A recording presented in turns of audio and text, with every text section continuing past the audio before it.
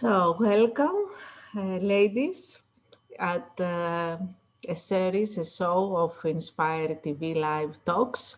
I'm Petra Terzi. I know you from the Cyprus International Film Festival. You have been somehow participants in the past, and also Katerina.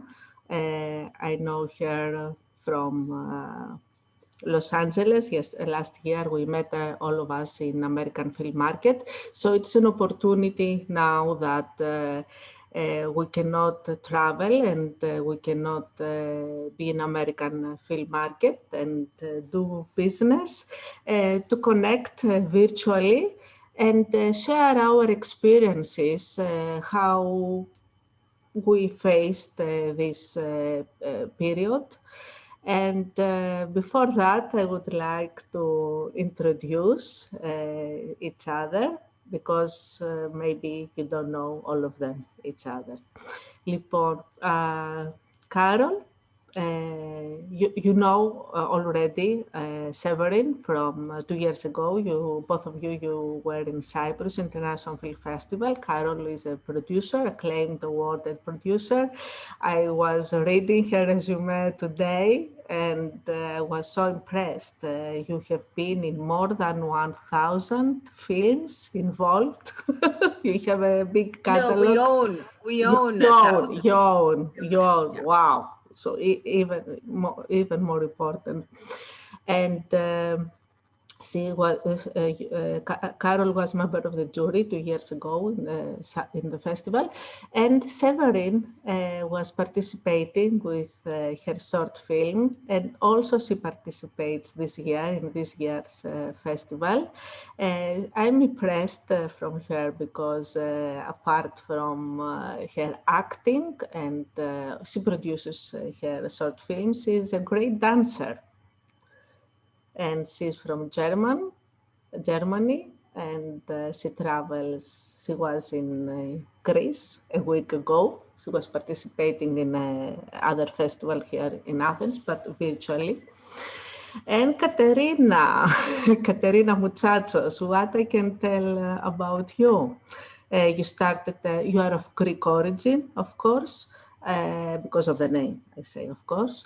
But you are not born in Greece, but you are raised in Greece, and you became famous as an actress in Greece and Turkey. You were participating in TV series.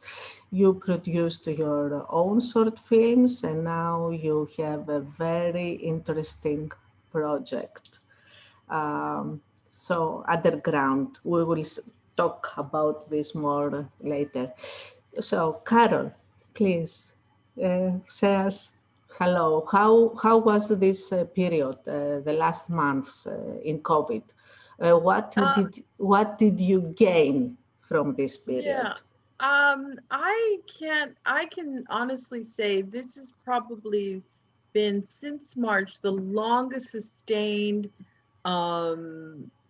just intense work that I've ever had. I think early on we adopted Zoom and we did a lot of meetings with my partners.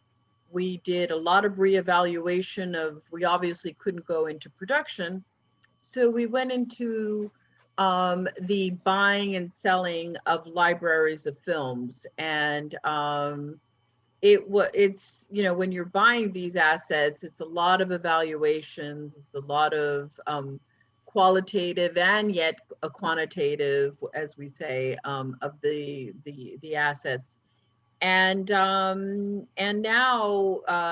you know, we reevaluated the projects that we had and really have 14 projects that we want to go into production when all of this is going. And we really feel that Europe is ahead of the world in going to be able to manage this COVID or this post-COVID.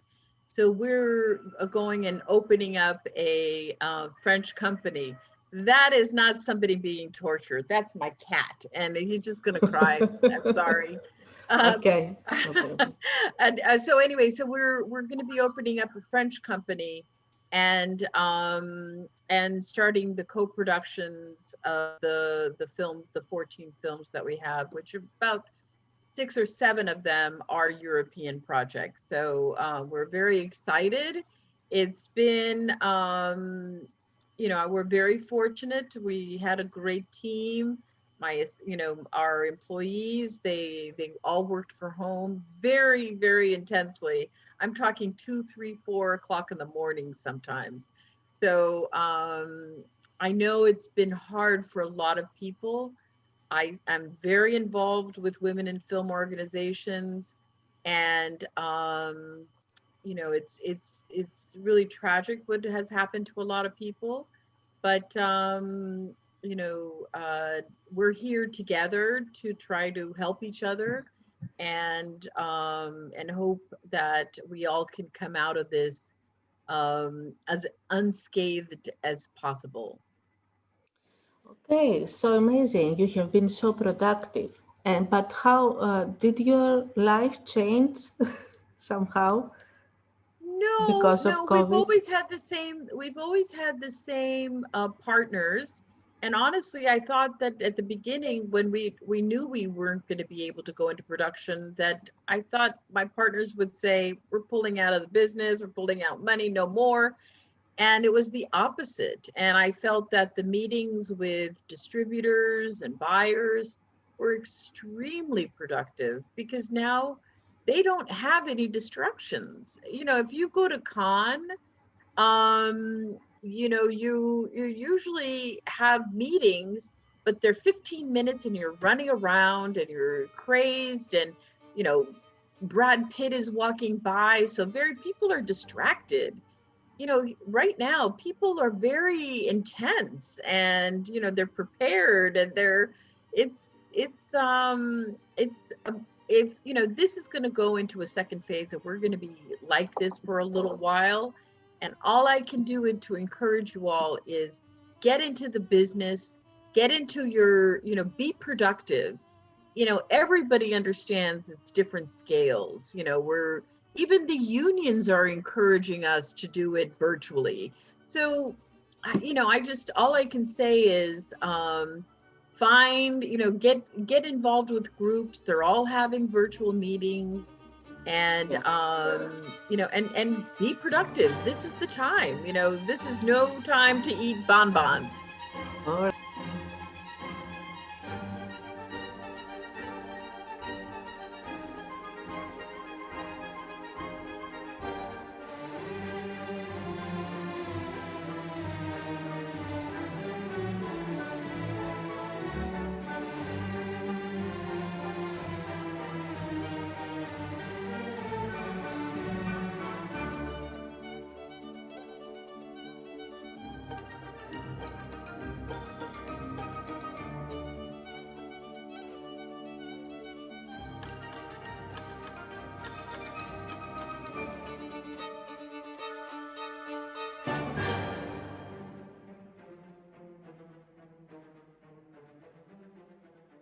All right, thank you. Katerina, you are in LA. I have watched some videos of you about COVID, and I was a bit scared. So, do you want to tell us your experience during this period? I have been updating pretty much on a regular basis about what's been going on here. I was pregnant during the pandemic, the big outburst, and the first lockdown. So it was kind of tough, but I would still have to go out to go visit my doctors every 2 weeks. So that gave me a very consistent on a by bi-monthly basis image, and how can I say that, sort of like I was following up every 2 weeks with what was going on in LA, and it's been tough, unfortunately. I think this is one of the cities that has been hit the hardest in America and probably the world. It does not look like what we knew a few months before. um, Yes, it's absolutely the time to be productive. I totally agree with help me out with the name, Carol. Sorry, it's absolutely the time to be productive. Though from a writer's standpoint, I'm a studio owner here in LA. My husband and I own an actual production studio where there is physical production going on. And the truth is business has been booming.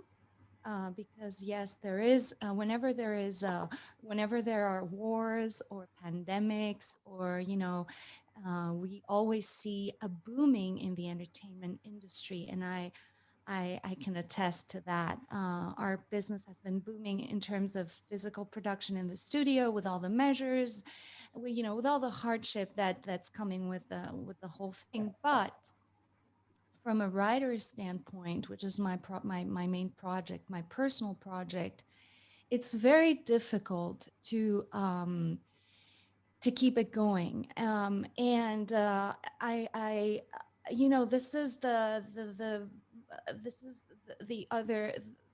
other side of the coin is we need to keep telling stories, yet as the world is changing and as this is we're talking about a visual, and we're talking about our old life, and we don't know what our new life is going to be like.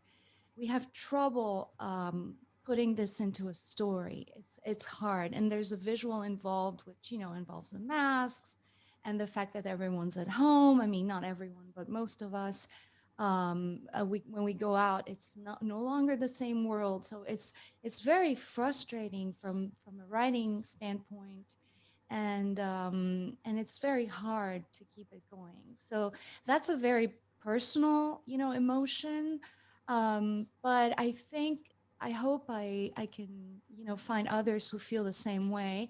I can write about the past, and what I'm writing right now anyway is a story that started in 2010, and it goes all the way to the future. There's a projection. The third, it's a trilogy, so it's 3 features. So the third movie is actually happening in the future. And the irony of the whole thing is I was actually in the middle of writing that when the lockdown happened. So now I have really trouble figuring out what this movie is going to be. I mean, it could be science fiction, absolutely. That's, I think, what it will end up being. But, it's been tough. But again, the business has to be booming because people are at home, they're consuming a lot.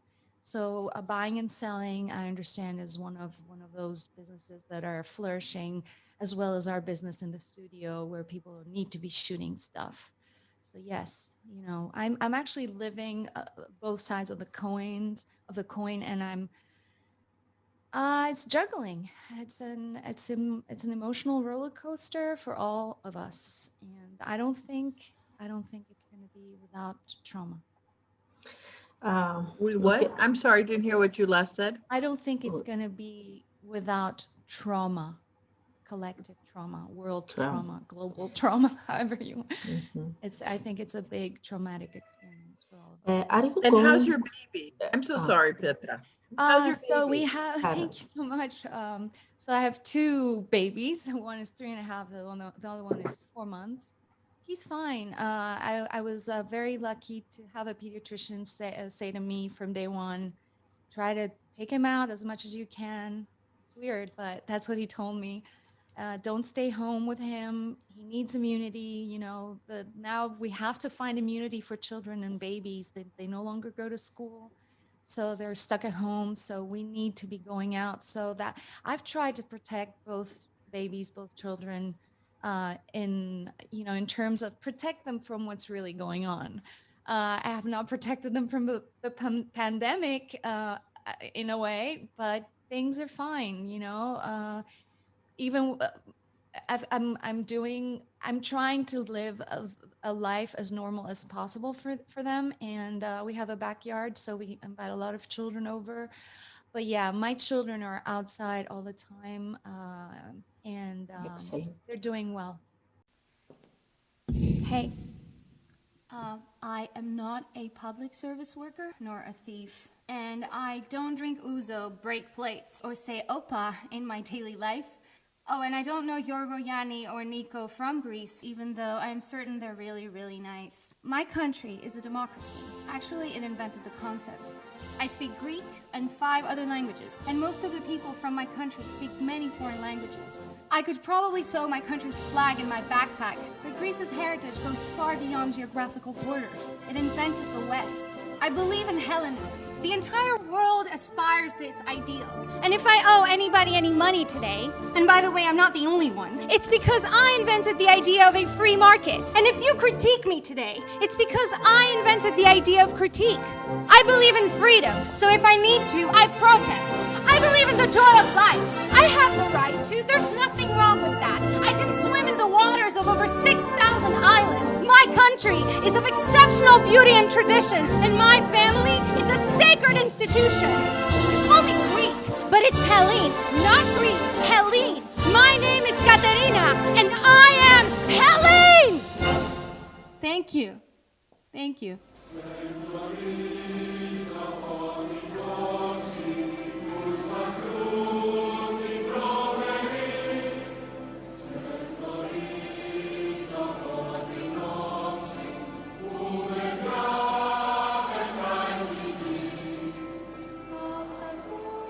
I wanted to ask you before you told us about the writing, the new script, the new story you write, and it is going to the future. So are you going to include the pandemic situation?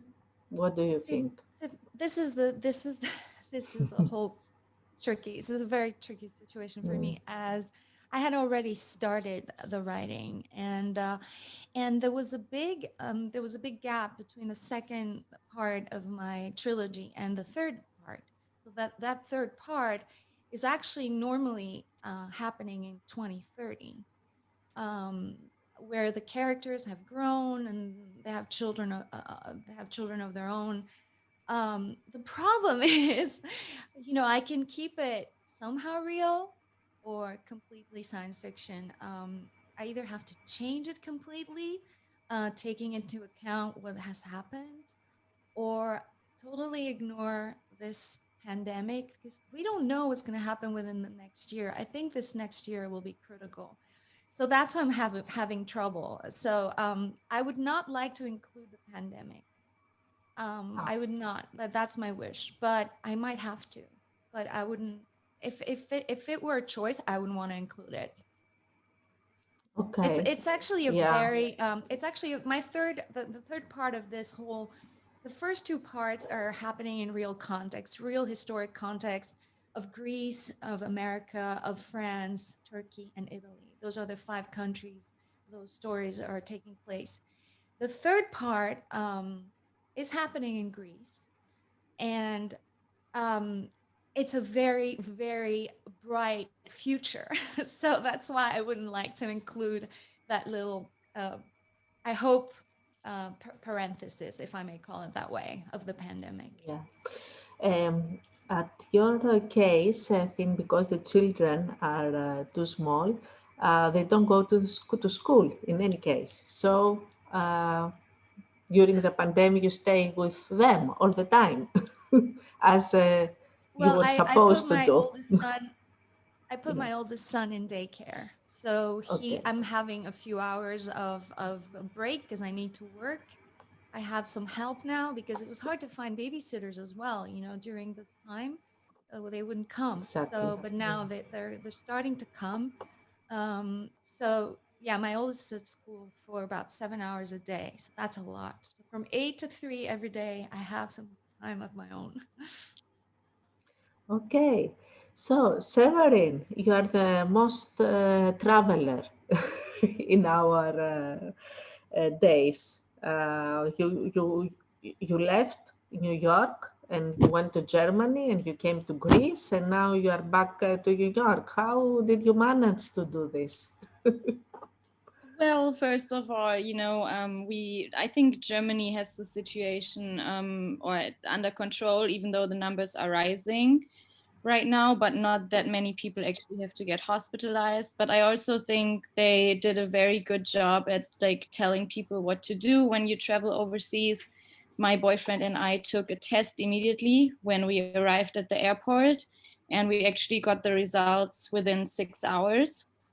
And then we stayed a lot with my family in Germany, and did wear our mask when we went to stores, always washed our hands, used disinfectant. So we did everything to protect ourselves and others. And now we're also quarantining in New York for 14 days, but we were lucky and didn't catch anything. Yeah. Okay. And all right, what did you do during the pandemic? You were productive too? Yeah, I was very busy before the pandemic. I did a music video, another short, and they both won awards. And then I was supposed to do another short film, but I had to reschedule it.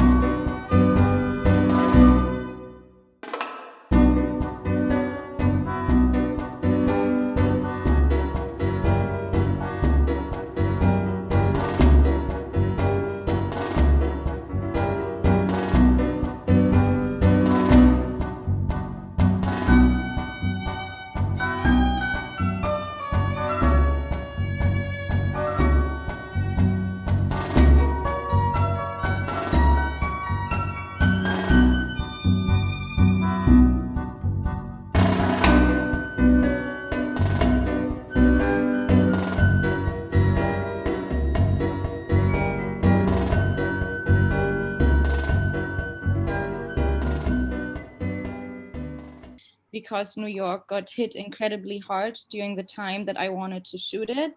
So we couldn't find locations, I couldn't find a crew, we were on a lockdown.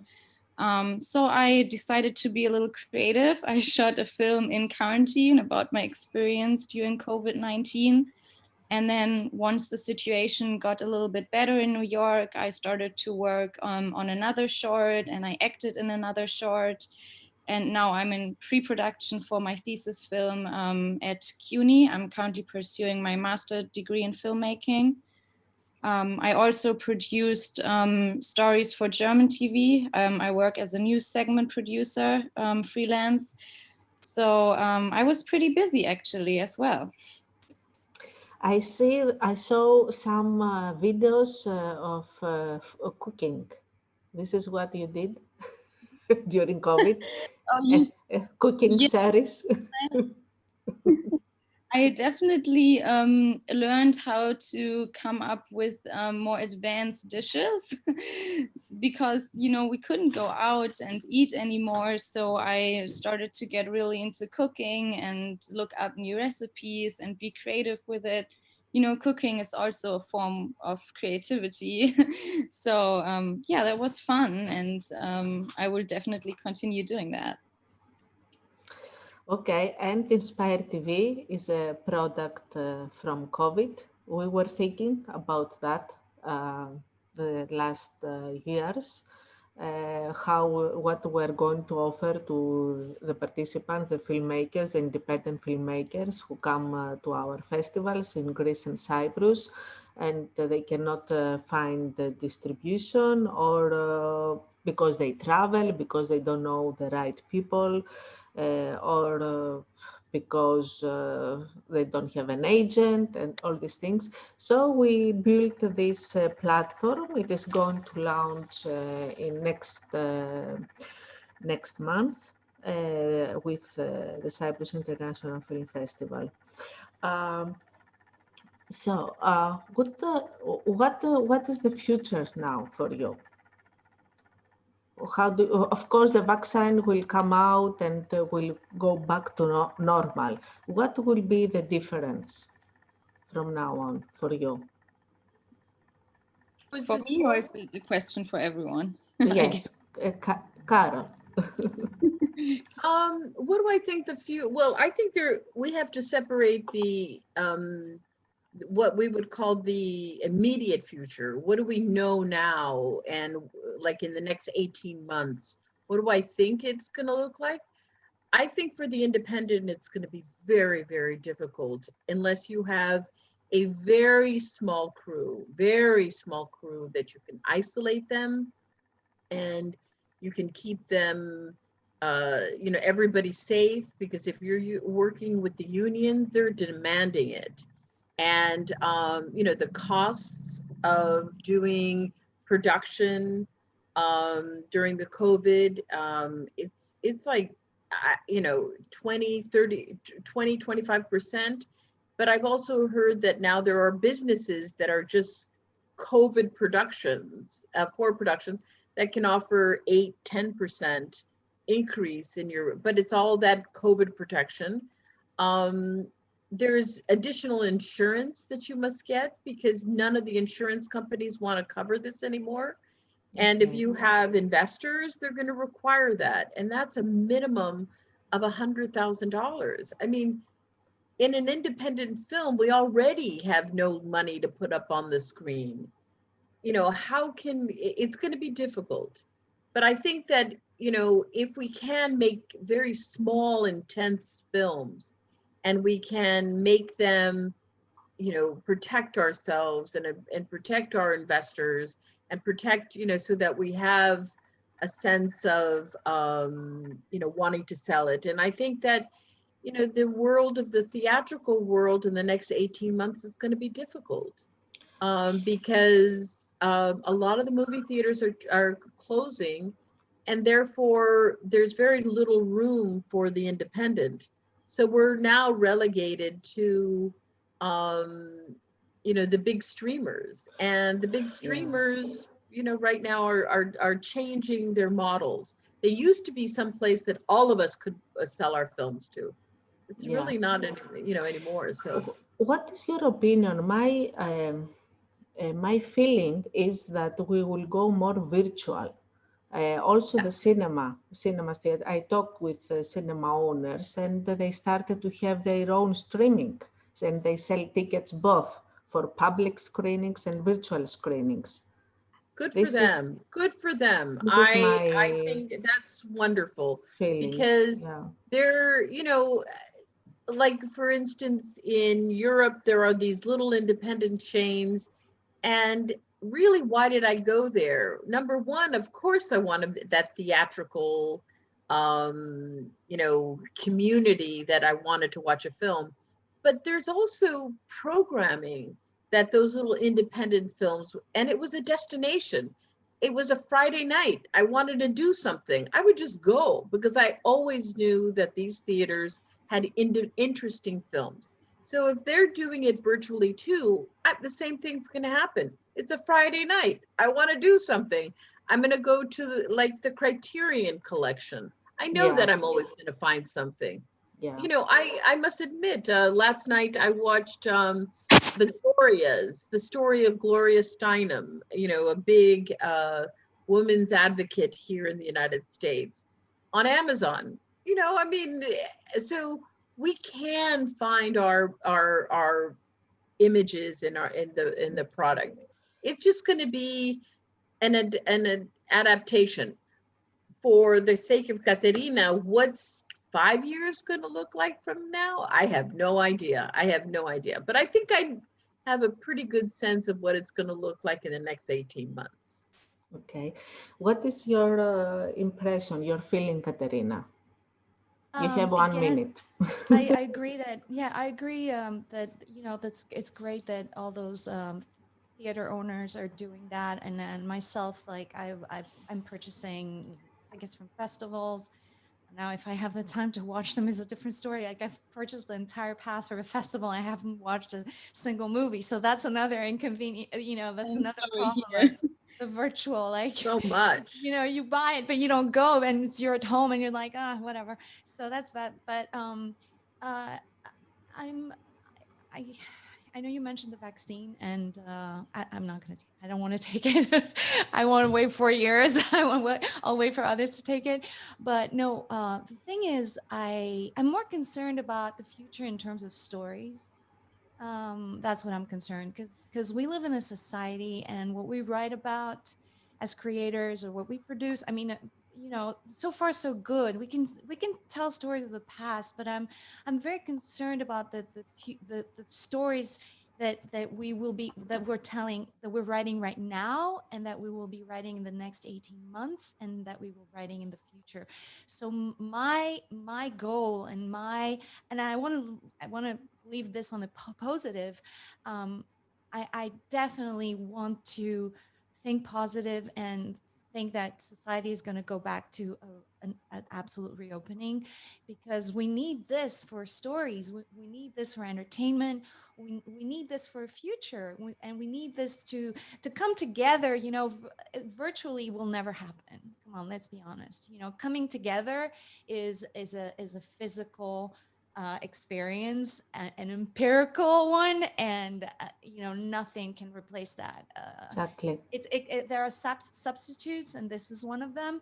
But I think the people are gonna want to go back to absolute normal. No new normal, no, and I'm hoping it's gonna happen. And yes, of course, we need to give it more time. We don't know what this thing is about, but I think that we should look into that as well, and be hopeful.